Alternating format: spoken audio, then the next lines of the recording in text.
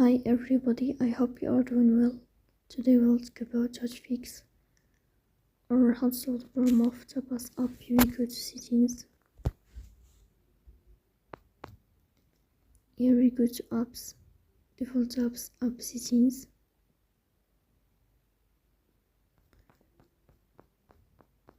Here we go to Tapas app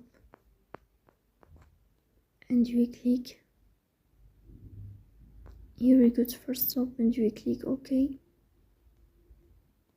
Then we'll enter to the window of storage. Here we click on clear cache.